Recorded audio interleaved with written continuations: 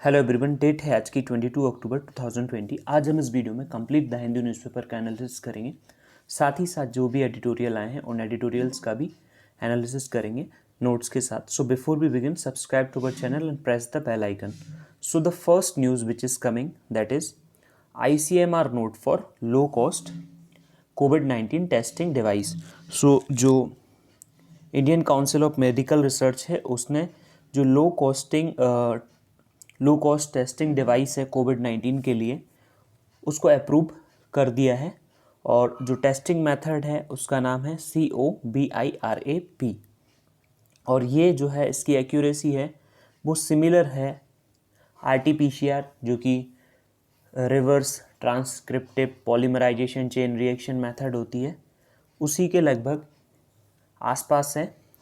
सो ये जो टेक्नोलॉजी है it has been developed by researchers of Indian Institute of Technology Kharagpur, और इसको अप्रूव किया है Indian council of medical Research ने, जो कि बहुत सारे सैंपल को टेस्ट करने के बाद इन्होंने डिसाइड किया कि ये जो मेथड है वो एक्यूरेट है एंड कैन बी यूज्ड। सो इस मेथड में जो वायरल DNA है उसको एक्सट्रैक्ट करने के बाद जो 1 आवर का टाइम लगता है, और IIT इसमें कमर्शियल जो मैन्युफैक्चरर्स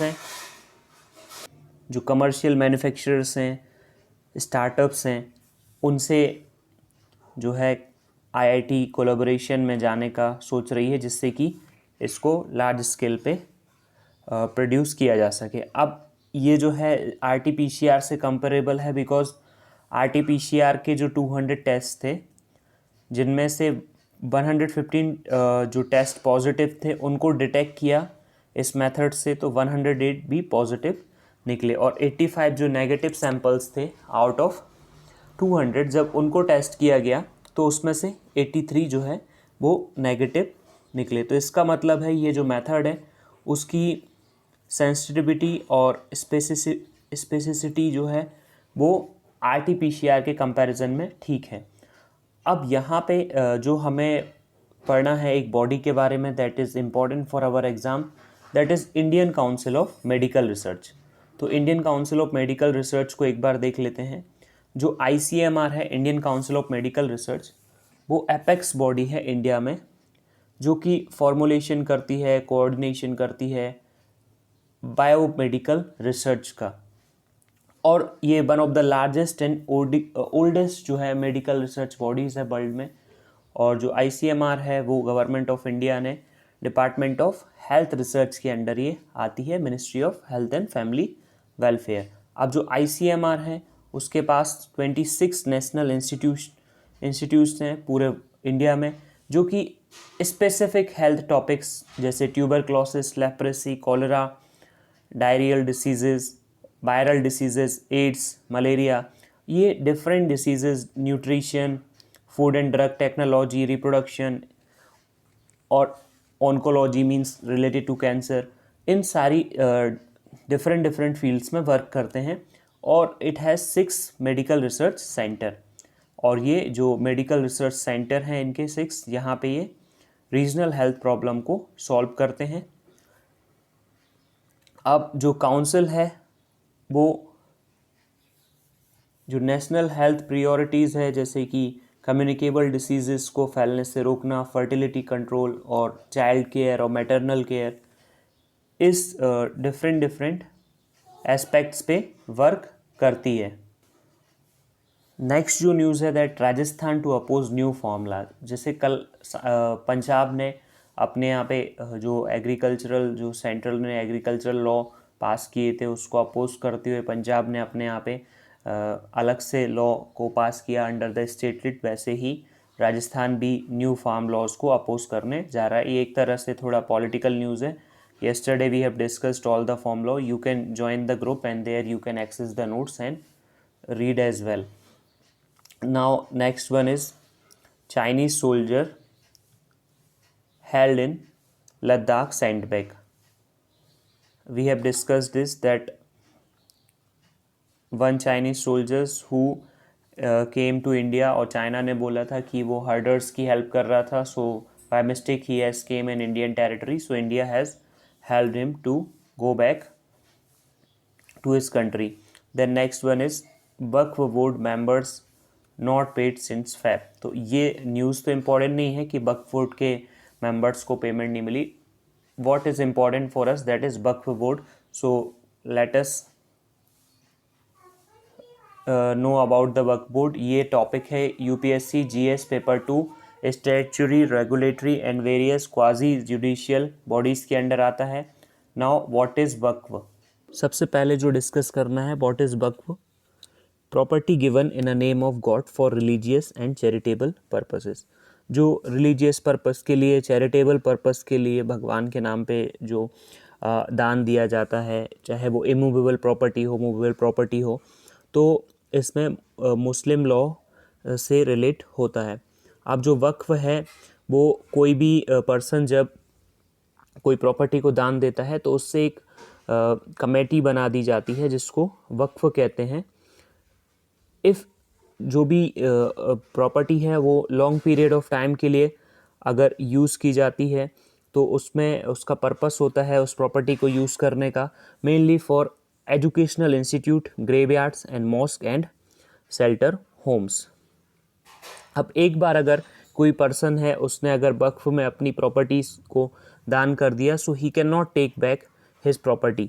तो अब जो वक्फ है उसको गवर्न किया जाता है अंडर द वक्फ एक्ट 1995. और जो सर्वे कमिश्नर है वो सारी प्रॉपर्टी जो भी वक्फ डिक्लेयर की गई हैं उनका सर्वे करता है और लोकल इन्वेस्टिगेशन करता है. और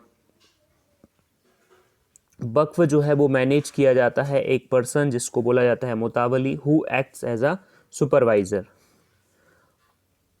और ये जो है इंडियन ट्रस्ट एक्ट में 1882 के अकॉर्डिंग भी है. सो ये न्यूज़ थी वक्फ बोर्ड के बारे में. Then after Waqf board next one is air pollution now biggest health risk in India. एक रिपोर्ट के अकॉर्डिंग इंडिया में जो है एयर पॉल्यूशन सबसे बड़ी हेल्थ रिस्क है. 1.67 मिलियन डेथ्स जो हैं इंडिया में वो एयर पॉल्यूशन से रिलेटेड हुई हैं. अस्थमा, टीबी, डायबिटिक, ये डिफरेंट जो एलिमेंट्स हैं बिकॉज ऑफ एयर पॉल्यूशन वो हो रहे हैं. 1.67 मिलियन मीन्स 16 लाख से ज़्यादा, 16,70,000 जो डेथ हैं वो stroke, heart attack, diabetes, lung cancer, chronic lung disease और न्यूनेटल डिसीज़ से हुई हैं इन 2019.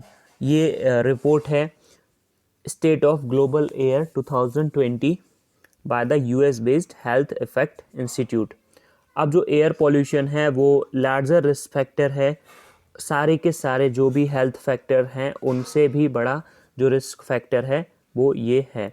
अब यहाँ पे जो पार्टिकुलेट मैटर होते हैं हाउस होल्ड जो घर के अंदर होते हैं या आउटडोर जो बाहर वाले पार्टिकुलेट मैटर होते हैं, उनने जो है वो 1,16,000 से ज़्यादा इंडियन जो इन्फेंट्स हैं उसकी डेथ हो गई थी लास्ट ईयर उनके फर्स्ट मंथ में आते ही. मींस वो इन्फेंट जो हैं उनकी एज बहुत कम थी, 1 मंथ के अंडर ही उनकी डेथ हो गई. सो यहाँ पे जो सबसे जो मेजर कॉज है वो PM 2.5 और सॉलिड फ्यूल जैसे कि चारकोल वुड और एनिमल डंग फॉर कुकिंग, ये जब यूज़ किया जाता है तो इसके बेसिस पे ये प्रॉब्लम क्रिएट होती है.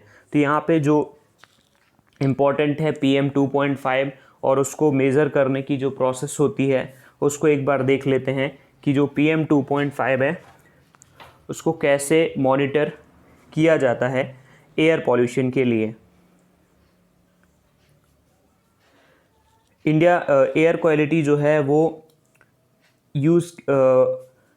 पता लगाया जाता है एयर क्वालिटी का एयर क्वालिटी इंडेक्स का यूज़ करके. जो AQI है वो सारे के सारे जो चेंजेस हैं एयर पॉल्यूशन में, एटमॉस्फेयर में जो चेंजेस हैं उसके बेसिस पे एयर पॉल्यूशन का के बारे में बताता है. जो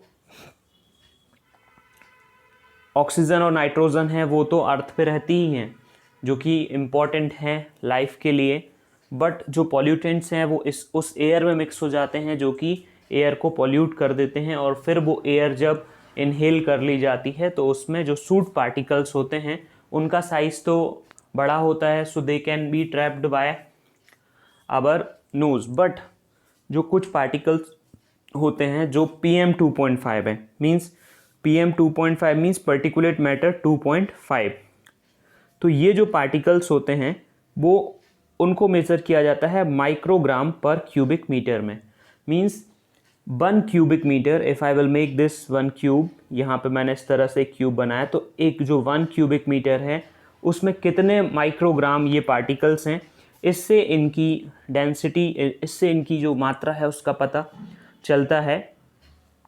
तो अगर ये जो पार्टिकल्स हैं उनकी वैल्यू ज़्यादा होती है तो उससे फिर एयर पॉल्यूशन का खतरा बढ़ जाता है और लोगों में जो हार्ट अटैक, स्ट्रोक और अस्थमा से रिलेटेड प्रॉब्लम्स जो हैं वो बढ़ जाती हैं।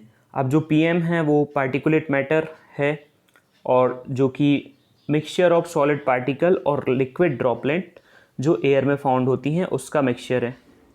इसमें कुछ पार्टिकल जैसे कि डस्ट, स्मोक, सूट जो हैं उसको तो देख सकते हैं, बट पार्टिकुलेट मैटर जो है मैंने बताया आपको वो बहुत ही स्मॉल होते हैं और वो इलेक्ट्रॉनिक माइक्रोस्कोप से ही देख सकते हैं।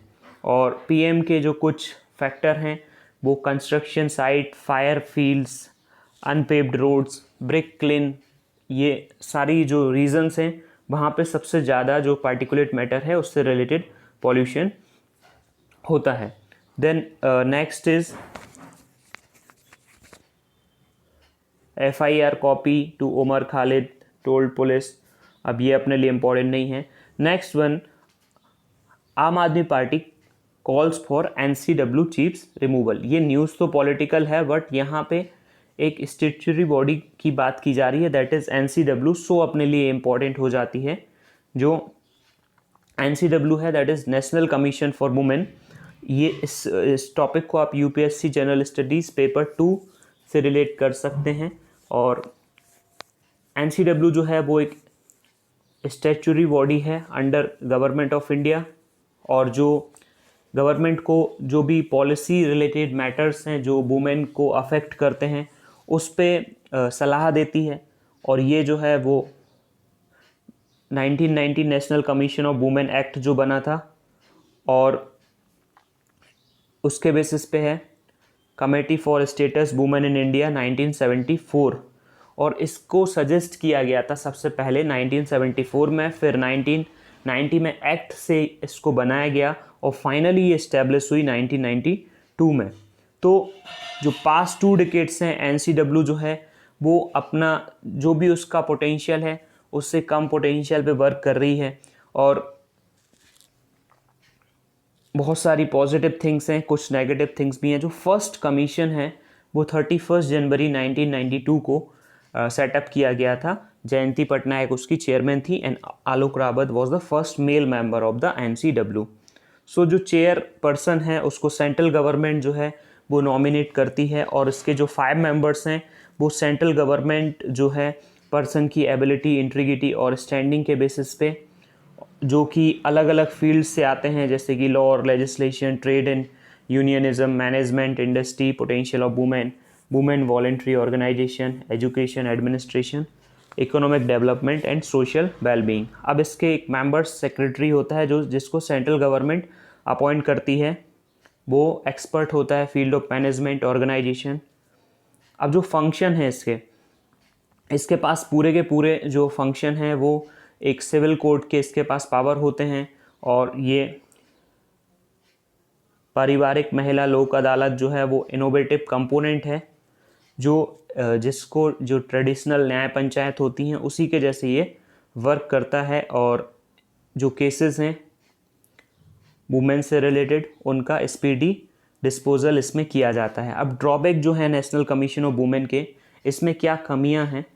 सो इसके पास कोई भी लेजिस्लेटिव पावर्स नहीं है, जो कि सिर्फ इसके पास पावर जो है वो सिर्फ सजेशन का पावर है। वो सेंट्रल गवर्नमेंट को या रिस्पेक्टिव स्टेट गवर्नमेंट को सजेशन दे सकती है। अब ये स्टेट और सेंट्रल गवर्नमेंट के प्रोरोगेटिव पे है कि वो उस पर वर्क करता है कि नहीं। अब इसके पास दूसरी चीज़ इसकी इंडिपेंडेंसी के ऊपर क्वेश्चन मार्क है, बिकॉज सेंट्रल गवर्नमेंट सारे के सारे इसके मेंबर्स को चूज़ करती। इवन जो चेयरपर्सन है वो भी सेंट्रल गवर्नमेंट चूज़ करती है, तो इंडिपेंडेंट नहीं है एक प्रकार से। The power selecting members is wasted with the union government. अब इसको फाइनेंस जो है वो सेंट्रल गवर्नमेंट करती है, so for the finance also it depends on central government. Then next one is e prison module in all district court by January, DLSA tells high court. अब ये ई prison module क्या है? जो e prison module है उसमें जो prison है और जो कोर्ट है उसके बीच में जो अगर कोर्ट ने कोई बेल दे दी है तो उसको डायरेक्टली जो है वो प्रिजन का जो ई प्रिजन मॉड्यूल है वहाँ पे शो करेगा कि किस पर्सन को बेल दे दी है, कौन सा पर्सन अंडर ट्रायल है, कौन से पर्सन के ऊपर क्या चार्जेस हैं। तो इससे पूरा सिस्टम जो है वो इंट्रीगेटेड हो जाएगा, और सिस्टम इंट्रीगेटेड अगर हो जाएगा तो इससे जो रिलेटेड प्रॉब्लम्स होती हैं, जैसे आपने न्यूज़ में सुना होगा कि कोर्ट ने ऑर्डर किसी और पर्सन के लिए रिलीज़ करने के लिए दिया था, लेकिन अथॉरिटीज़ जो जेल अथॉरिटीज़ हैं उन्होंने रिलीज़ किसी और पर्सन को कर दिया। तो अगर इस तरह की जो प्रॉब्लम्स आती हैं वो फिर फ्यूचर में जो है वो नहीं आएंगी, क्योंकि जो कोलैबोरेशन रहेगा कोर्ट और जेल अथॉरिटीज़ का with the E prison module, तो वो एक सक्सेसफुल इनिशिएटिव हो सकता है।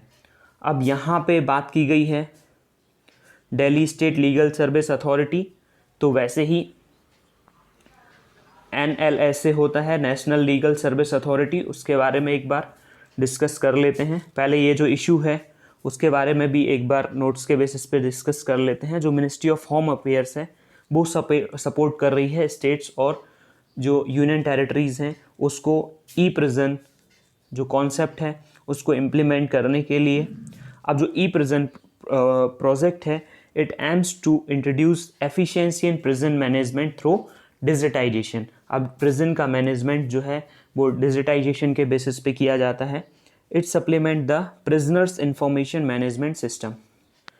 अब इसमें जो प्रिजनर्स हैं उनकी इंफॉर्मेशन होगी, जैसे कि मैंने आपको बताया कि किसको बेल मिली है, किसको किस तरह से कौन से केस के ऊपर एक्यूज है वो। तो सेंट्रलाइज्ड अप्रोच रहेगी recording and managing prisoners information. Then model prisoner manual, it mentions legal aid provide detailed information about the legal services available to prison inmates। अब जो नेशनल लीगल सर्विस अथॉरिटी है उसने web based application भी launch किया है to facilitate under trial prisoners for providing them free legal services. अब बात कर लेते हैं नेशनल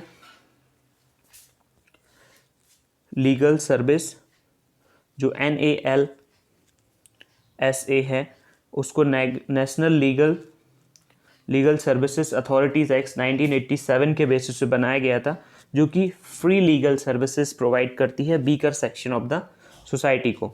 और इसका जो एम है वो कोई भी पर्सन जो है उसको जस्टिस एक्सेस करने से डिनाई नहीं किया जा सकता उसकी इकोनॉमिक कंडीशन के बेसिस पे।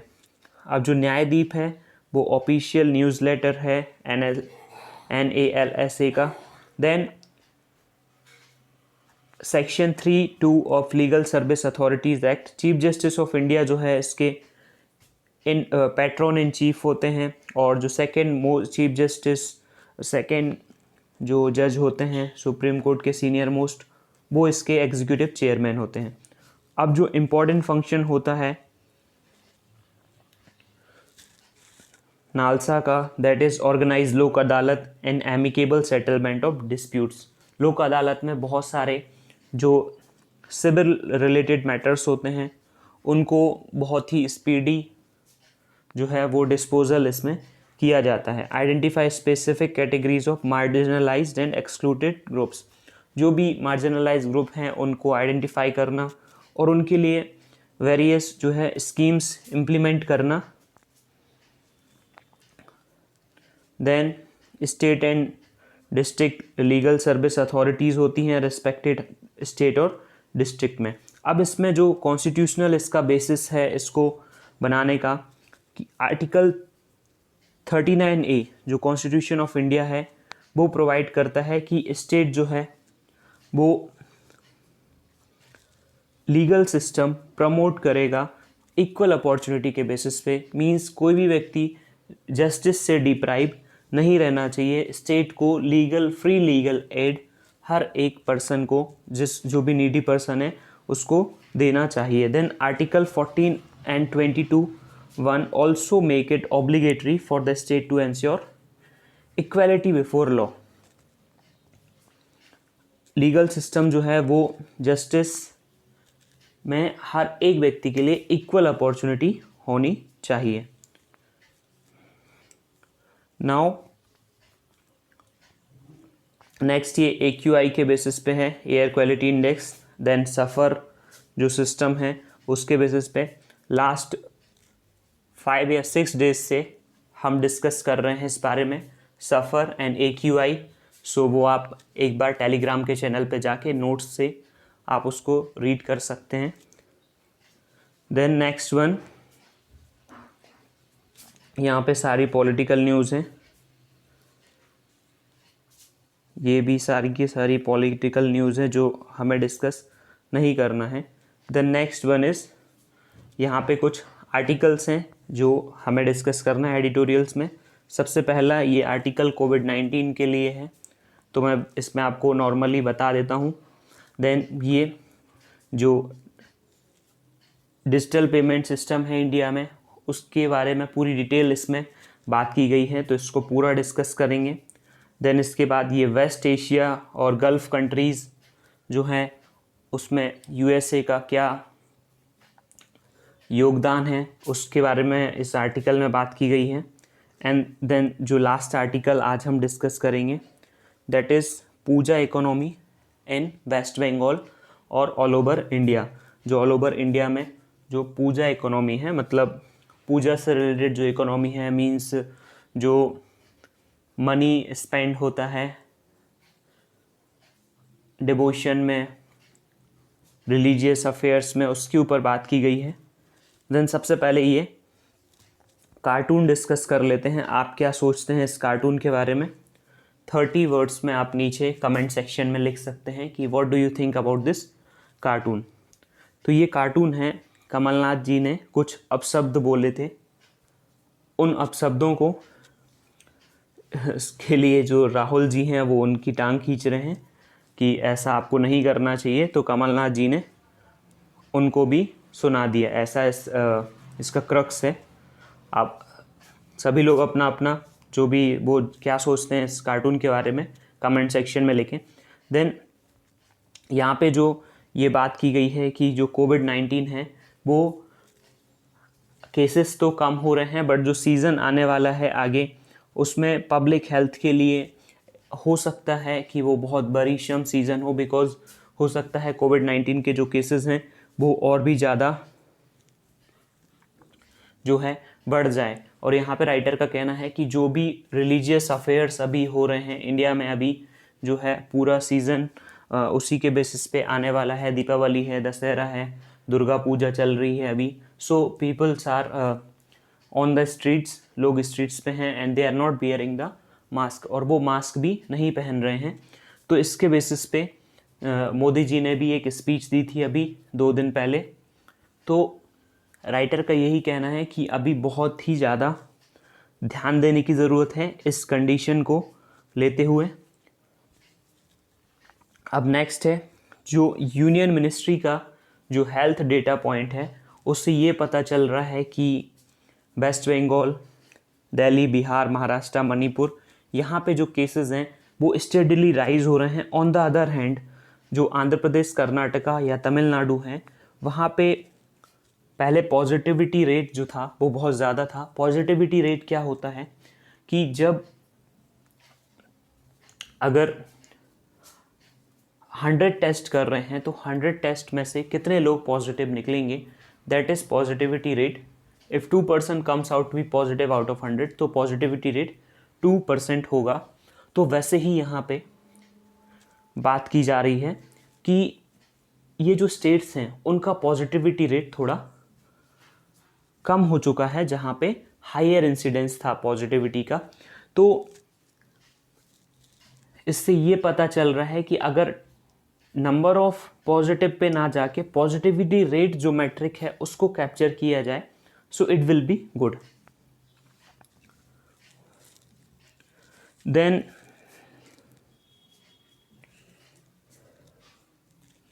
यहाँ पे ये जो आर्टिकल है वो पूरी तरह से बात करता है जो नेशनल डिजिटल सिस्टम है, इंडिया का डिजिटल पेमेंट सिस्टम है, आरटीजीएस है, एनईएफटी है एंड एनपीसीआई है, national payment corporation of India, and merchant discount rate है। ये कुछ टॉपिक के बारे में इस आर्टिकल में डिटेल में डिस्कस किया गया है।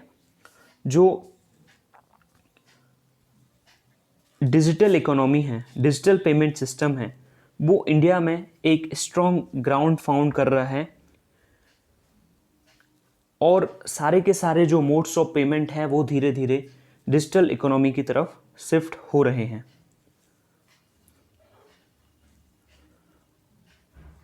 और जो डायरेक्ट बेनिफिट ट्रांसफ़र है गवर्नमेंट का, वो तो डिजिटल जो पेमेंट सिस्टम है उसको इनकरेज करने में हेल्प ही कर रहा है।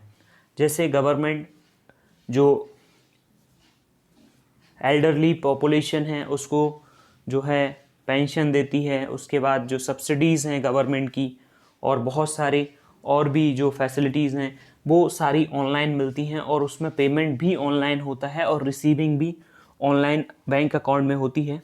तो इससे बहुत ही ज़्यादा डिजिटल पेमेंट जो हैं वो आगे बढ़ रहे हैं और साथ में जो बैंक उसको सपोर्ट कर रहे हैं और जो फाइनेंशियल टेक्नोलॉजीज़ कंपनीज़ हैं वो उसको सपोर्ट कर रही हैं। सबसे पहला जो हिस्ट्री है इसकी डिजिटल पेमेंट की, वो उसका जो सिस्टम है वो रिज़र्व बैंक ऑफ इंडिया ने स्टार्ट किया था under the payment system in India 1998। जो मेजर सबसे बड़ा जो लार्ज वैल्यूज़ जो लार्ज अमाउंट में जो पेमेंट होता है उसमें रियल टाइम ग्रॉस सेटलमेंट जो सिस्टम है, आरटीजीएस सिस्टम जिसको कहते हैं, वो आरबीआई ने मार्च 2004 में लॉन्च किया था। और उसमें जो लार्ज वैल्यू पेमेंट हैं जैसे कि स्टॉक ट्रेडिंग से रिलेटेड होते हैं, गवर्नमेंट की बॉन्ड ट्रेडिंग से रिलेटेड होते हैं और जो बिग कस्टमर्स हैं, कॉरपोरेट्स हैं, उनका जो पेमेंट करना होता है तो वो आरटीजीएस के अंडर कवर होता है। ये इसमें जो सेटलमेंट है वो रियल टाइम बेसिस पे होता है और ये जो सिस्टम है वो बहुत सारे जो स्कैम्स प्रीवियसली हुए थे, जैसे आपने हर्षद मेहता स्कीम का नाम सुना होगा, उसमें जो हर्षद मेहता है उन्होंने पहले मार्केट से बहुत सारे जो शेयर हैं उनके शेयर परचेस कर लिए और लोगों को एडवाइस के बेसिस पे उन लोगों से भी जो है वो बहुत हाई रेट पे जो शेयर हैं वो परचेस करवा दिए और अल्टीमेटली फिर जब उनके पास बहुत सारे शेयर हाई प्राइस पे हो गए बिकॉज उन्होंने लोअर प्राइस पे शेयर परचेस किए थे और दूसरे लोगों ने हाई प्राइस से पर शेयर परचेस किए थे, तो अल्टीमेटली जब उन्होंने अपने शेयर सेल आउट करना स्टार्ट किया तो मार्केट में पूरा विंड फॉल आ गया, जिससे कि बहुत सारे इन्वेस्टर का बहुत सारा जो मनी है वो इसमें लॉस्ट हो गया। तो उन सारे स्कैम को इससे ट्रैक किया जा सकता है बिकॉज एक डिजिटल सिस्टम है जिससे कि अगर कोई पेमेंट आरटीजीएस से होगा तो उसको ट्रैक किया जा सकता है। देन आरटीजीएस का अगला फ़ायदा ये है कि इससे जो टाइम लग रहा था वो टाइम भी अब कम हो गया। देन जो आरबीआई है उन्होंने जो एनईएफटी या नेशनल इलेक्ट्रॉनिक फ़ंड ट्रांसफ़र है उसको भी इंट्रोड्यूस किया, जिसमें कि जो रिटेल पेमेंट्स हैं, हम या आपके जैसे जो लोग हैं वो पेमेंट किसी को करना चाहते हैं तो वो एनईएफटी का सहारा ले सकते हैं।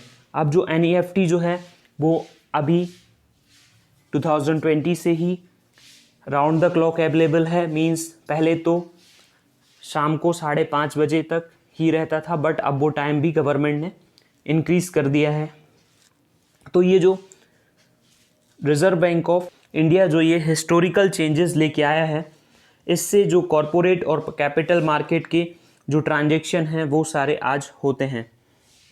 अब जो security and exchange board of India है वो भी सोच रहा है कि उसका जो T+1 सेटलमेंट जो है उस सिस्टम तक आ जाए, जिससे कि अदर जो कंट्रीज़ में जो लोग हैं वो इंडिया में इन्वेस्ट करने के लिए अट्रैक्ट होंगे, बिकॉज इंडिया जो सिस्टम फॉलो करता है दैट इज़ T+2, मीन्स जिस डेट पे ट्रांजेक्शन हुआ है उसके 2 दिन बाद आपको शेयर्स की डिलीवरी मिलेगी, या अदर वर्ड्स में कह सकते हैं कि वो शेयर जो है आपके अकाउंट में 2 दिन बाद रिफ्लेक्ट होगा।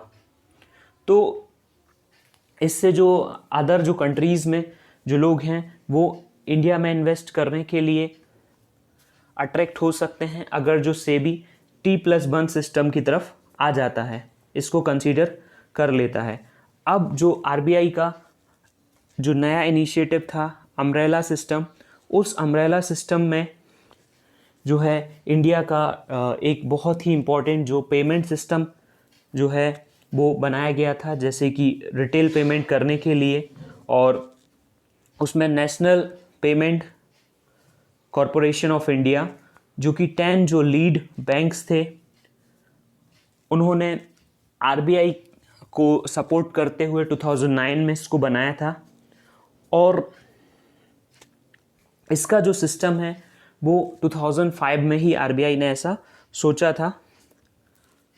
अब इसके पीछे का जो बैकग्राउंड है वो राइटर ने बताया है कि कुछ लोग जो है वो स्वीडन के रिस्क बैंक में गए और वहाँ सेंट्रल बैंक का जब उन्होंने टूर किया तो वहाँ पे उनको पता चला कि स्वीडिश बैंक ने भी ऐसे ही अपनी रिटेल सर्विसेज प्रोवाइड करने के लिए सिस्टम को लॉन्च किया हुआ है, बिकॉज़ जो वहाँ का मॉडल है वो ये जो लोग हैं आरबीआई के उनको ज़्यादा सूटेबल लगा, क्योंकि जो पेमेंट है वो एक पब्लिक गुड है, बिकॉज़ हर जो पर्सन है उसको पेमेंट करने के लिए अगर बहुत सारे ऑप्शन रहेंगे सो it will be good for him. अब जो आइडिया है कि एनपीसीआई जो है वो नॉट फॉर प्रॉफिट है, मींस वो कोई भी प्रॉफिट अर्न नहीं करता है, नो प्रॉफिट नो लॉस के कॉन्सेप्ट पे वर्क करता है। अब उस समय के जो आरबीआई गवर्नर हैं वाई.बी. रेड्डी, उन्होंने भी एनपीसीआई सिस्टम को बहुत ज़्यादा हेल किया था, उसको अप्रिसिएट किया था। अब इसमें लेकिन जो इंडियन बैंक्स एसोसिएशन है और जो आरबीआई के भी विद इन हो सकते हैं या बाहर हो सकते हैं, उन्होंने ये जो एनपीसीआई मॉडल है इसके सक्सेस पे क्वेश्चन मार्क भी लगाया था। लेकिन यहाँ पे राइटर्स ने कुछ ऐसे इंस्टेंसेस दिए हैं जिससे कि एनपीसीआई के सक्सेस का पता चलता है। अब डिजिटल इकोनॉमी जो है वो एक तरह का जो पब्लिक गुड है, और ये जो कॉरपोरेशन है उसको आरबीआई जो है वो सपोर्ट कर रहा है, और गवर्नमेंट जो है वो उसको एक बाहर से एक बैकिंग दे रहा है। अब अगर आरबीआई इसको मॉनिटर नहीं करती, कोई प्राइवेट फर्म इसको करती, तो फिर उसमें जो प्रॉफिट है उसकी एक्सपेक्टेशन जो है वो बढ़ जाती, और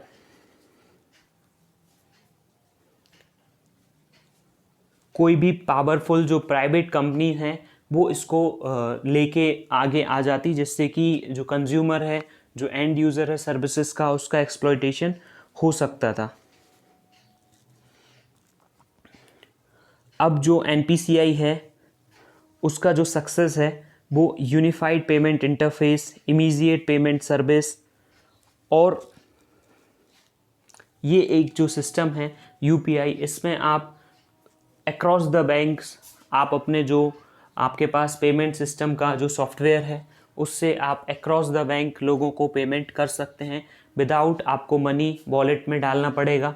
विदाउट जो वॉलेट है उसमें पेमेंट किए बगैर ही आप सेटलमेंट इसमें कर सकते हैं। अब जो बैंक ऑफ इंटरनेशनल सेटलमेंट है उसने जो एनपीसीआई है उसको 2019 में जो है एक मॉडल के रूप में प्रदर्शित किया, जिससे कि एनपीसीआई को इतना बड़ा डिस्टिंक्शन मिलना 10 इयर्स में अपने आप में बहुत ही इम्पॉर्टेंट बात है। अब यहाँ पे राइटर बात कर रहा है कि ऐसी बार बार ये इंस्टेंसेस आते रहते हैं कि एनपीसीआई को एक non for profit company to, उसको एक प्रॉफिट कंपनी की तरह बना देना चाहिए, और जिससे कि जो एनपीसीआई के शेयर होल्डर्स हैं उनको कुछ प्रॉफिट मिल सके। लेकिन ये जो स्टेप है वो कंज्यूमर्स के पास जो सरप्लस मनी है, अगर उस मनी से ये लोग ऐसा कुछ करते हैं तो इससे एंड यूज़र जो कंज्यूमर है उसको इम्पैक्ट पड़ेगा। और दूसरी बात ये कि इसमें जो कंज्यूमर्स हैं वो अपने सारे पैसे बैंक अकाउंट में डालते हैं, बिकॉज़ इससे जो इंस्टेंट मनी ट्रांसफ़र होता है वो बैंक अकाउंट के ही थ्रू होता है, तो कंज्यूमर्स जो है वो लेस कैश की तरफ भी बढ़ रहे हैं। तो इसका एक फ़ायदा ये है, और दूसरा फ़ायदा ये हो सकता है कि अल्टीमेटली जो कंज्यूमर्स हैं अपने पैसे जो हैं वो बैंक में ही डिपॉजिट करते हैं, तो इससे बैंक को भी जो है वो फ़ायदा होता है। आरबीआई जो है इसको हमेशा ही फ्री रखना चाहिए, और एनपीसीआई को फाइनेंशियली असिस्ट करना चाहिए, या तो गवर्नमेंट या फिर आरबीआई को, जिससे कि जो रिटेल पेमेंट है वो हमेशा ही रिड्यूस प्राइस पे मिले। जो भी प्रायोरिटी एरियाज़ हैं, कुछ गवर्नमेंट इस पे कैप लगा सकती है कि सर्टेन इतने थ्रेशोल्ड के ऊपर जो मनी है उस पे हम आपसे इतना चार्जेस लेंगे, बट रिटेल जो इन्वेस्टर हैं या रिटेल जो पब्लिक है उसको लॉस नहीं होना चाहिए। और अगर गवर्नमेंट कुछ मनी चार्ज कर रही है लोगों से, तो अगर वो मनी चार्ज करेगी तो उससे जो उनको पैसे मिलेंगे उससे वो नेटवर्क सिस्टम का जो नेटवर्क है, पेमेंट सिस्टम का जो नेटवर्क है उसको भी एक्सपेंड कर सकती है, और इंफ्रास्ट्रक्चर को भी रूरल और सेमी अर्बन एरियाज़ में जो है वो एनहेंस कर सकती है फाइनेंशियल टेक्नोलॉजीज़ कंपनीज़ की हेल्प से। अब नेक्स्ट जो इसमें टॉपिक पे बात की गई है that is merchant discount rate. Merchant discount rate क्या होता है? जब आप कोई भी चीज़ परचेस करने जाते हैं और अगर आप कार्ड स्वाइप करके पेमेंट करना चाहते हैं तो उससे जो मर्चेंट है उसको कुछ मनी कार्ड कंपनी को या रिस्पेक्टेड बैंक को देने पड़ते हैं, तो बैंक अल्टीमेटली फिर वो मनी कार्ड कंपनी के साथ शेयर करता है, जैसे कि RuPay, master card, visa, debit card. तो इसके बेसिस पे जो मर्चेंट है उसको एक तरह से जो अपना पैसा है वो एंड कंज्यूमर से चार्ज करता है, मर्चेंट तो देने वाला है नहीं वो मनी, तो इसको बोलते हैं मर्चेंट डिस्काउंट रेट। तो ये जो मर्चेंट डिस्काउंट रेट है वो गवर्नमेंट ने रुपे, यूपीआई, एनपीसीआई जो प्रोडक्ट्स हैं उससे पहले गवर्नमेंट कुछ मनी गवर्नमेंट जो कंज्यूमर्स हैं और मर्चेंट्स हैं उनसे लेती थी, बट जो गवर्नमेंट है वो अपना जो बजट है उसमें इन्होंने बोला कि ये जो सिस्टम है वो ज़ीरो डिस्काउंट रेट अब नया स्कीम लेके आ रहे हैं। अगर जो कंज्यूमर्स हैं वो यूपीआई, रुपे, एनपीसीआई प्रोडक्ट्स जो हैं वो अगर यूज़ करती हैं इससे, क्योंकि डिजिटल पेमेंट जो है वो आगे बढ़ेगा जिससे कि कंज्यूमर्स और मर्चेंट्स दोनों को बेनिफिट होगा। अब गवर्नमेंट ने जो है रुपे कार्ड्स को तो अपना उससे बाहर रखा है मर्चेंट डिस्काउंट रेट से, बट जो अदर कंट्रीज़ के जो कार्ड्स हैं जैसे कि वीज़ा एंड मास्टर कार्ड, तो उनको एमडीआर प्रिस्क्रिप्शन के अंडर रखा हुआ है, उस पर एमडीआर रेट लगेगा। वो एक तरह से अनजस्टिफाइड है और एक एडवर्स इफेक्ट क्रिएट करेगा, बिकॉज़ जो बैंक्स हैं या जो पेमेंट सर्विस की कंपनीज़ हैं वो बैंक्स को ल्योर कर सकती है, जो प्राइवेट बैंक्स हैं, कि वो उन्हीं का सिस्टम जो है वो इम्प्लीमेंट करें, जिससे कि एंड जो कस्टमर है उसका एक्सप्लॉयटेशन इससे होगा। तो ये आर्टिकल था the next one in West Asia it's bleak future amid America fading.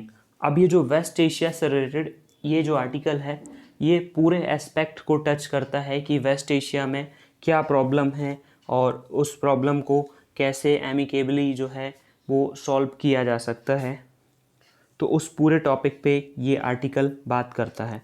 जो अभी अभी रिसेंटली जो है वो यूनाइटेड अरब अमीरात्स और जो बहरीन है उन्होंने जो है वो नॉर्मलाइजेशन एग्रीमेंट साइन किए इज़राइल के साथ सितंबर में ही। और उसमें जो है यूएसए की गवर्नमेंट है वो मीडिएशन कर रही थी। अमेरिकन प्रेसिडेंट जो डोनाल्ड ट्रंप है उन्होंने इसको जो है new drawn of middle east भी बोला। तो जो अब्राहम अकॉर्ड है, जो फर्स्ट नॉर्मलाइजेशन पैक्ट है इज़राइल और अरब कंट्रीज़ के बीच में 26 ईयर में, एक ये रेयर जो है वो डिप्लोमेटिक विक्ट्री है मिस्टर ट्रंप के लिए। ये रेयर इसलिए है बिकॉज जो है मिस्टर ट्रंप ने बहुत सारी ऐसी फॉरेन बेट्स लगाई लेकिन उनको किसी भी चीज़ में ऐसी सफलता नहीं मिली। जैसे कि बहुत सारी ऐसी फॉरेन पॉलिसीज से रिलेटेड उन्होंने काम किए लेकिन हर एक में उनको बैकफायर करना पड़ा। जैसे कि यूएस की तालिबान से डील हुई और अमेरिका जो है वहाँ से मार खा के वापस आ गया टू अफगान इंसर्जेंट। अब जो नॉर्थ कोरिया के साथ जो डोनाल्ड ट्रंप ने आउटरीच किया, नॉर्थ कोरिया के साथ उन्होंने जो डील थी वो नहीं हो पाई। देन मैक्सिमम प्रेशर कैंपेन जो उन्होंने चलाया था, जो उनका न्यूक्लियर डील था ईरान के साथ, वो उन्होंने यूनिलैटरली उससे आउट हो गए जिसको ओबामा ने साइन किया था, तो वो भी एक तरह से बैकफायर कर गया। तो अब ये जो डील है, एक अदर डील जो पैलेस्टाइन और इज़राइल के बीच में थी, जिसमें कि जो इज़राइल है वो पैलेस्टाइन के बहुत सारे सेटलमेंट को एक्वायर कर लेगा। तो ये डील ऑफ द सेंचुरी उन्होंने बोला था, वो शुरू होने से पहले ही फेल हो गई। देन नेक्स्ट जो ट्रेड वॉर चाइना के साथ चल रहा था, वो भी उसने भी कोई स्ट्रक्चरल ऐसा कुछ इफ़ेक्ट जो है वो क्रिएट नहीं किया, बट दोनों कंट्रीज़ के बीच में टेंशन तो बढ़ ही गई। अब जो डोनाल्ड ट्रंप का जो ये पॉलिसी से रिलेटेड जो ये केओस है, मींस अफरा तफरी मची हुई है, जो ओबामा ने सेटलमेंट किया था उस सारे सेटलमेंट को, या जो फॉर्मर प्रेसिडेंट्स थे यूएसए के, उन्होंने जो भी सिस्टम जो भी उनकी पॉलिसीज़ थी इन्होंने डिसरप्ट कर दिया। बट जो मिस्टर ट्रंप हैं उनका जो कुछ उनको जो बेनिफिट मिला है that is because of Abraham accord, जो वो अपना एक अचीवमेंट की तरह शो कर सकते हैं। लेकिन क्या ये जो सिस्टम है उससे वेस्ट एशिया में पीस हो सकता है आ जाए? जो बराक ओबामा हैं उनके जो लास्ट ईयर्स थे, उन्होंने जो है वेस्ट एशिया और नॉर्थ अफ्रीका तक के रीजन में जो है अपना इनपुट किया था। यूएस जो है वो लास्ट टाइम इराक में जो वॉर हो रहा था एंड सीरिया में जो प्रॉब्लम्स थी उसमें यूएस कूद गया, और जिसमें कि रशिया से उसको प्रॉब्लम्स क्रिएट हुई। इंटरवेंशन लीबिया में भी यूएसए ने इंटरवेंशन किया, वहाँ भी उसको मुँह की खानी पड़ी। तो ईरान जो है उसने अपना जो डिफीट है उसको माना ही नहीं। यूएसए ने उस पर मैक्सिमम प्रेशर भी डाला, फिर भी ईरान जो है वो नहीं मान रहा था। जो अरब एलाइज थे वो अपसेट हो गए। मिस्टर ओबामा जो है उन्होंने रियलाइज़ किया कि यूएस का जो प्रेजेंस है वो रीजन में, ईस्ट एशिया रीजन में, जहाँ पे चाइना स्टेडली राइज कर रहा है, वहाँ पे यूएसए को कुछ ना कुछ करना चाहिए। अब यहाँ पे इस आर्टिकल का जो क्रक्स है वो मैं आपको बता देता हूँ कि डोनाल्ड ट्रंप ने ईरान के ऊपर भी बहुत ज़्यादा प्रेशर डाला। उनके साथ जो यूनिलैटरली जो डील थी जो ओबामा ने की थी, उस डील से भी वो बैकफायर हो गए। उसके बाद जो इज़राइल को उन्होंने ओपनली एम्ब्रेस किया, इज़राइल की जो एम्बेसी है वो जेरूसलम में उन्होंने मूव कर ली, और इज़राइल ने जो गोलन हाइट्स का जो एनेक्सेशन किया था उसको भी यूएसए ने जो है वो सही करार दिया।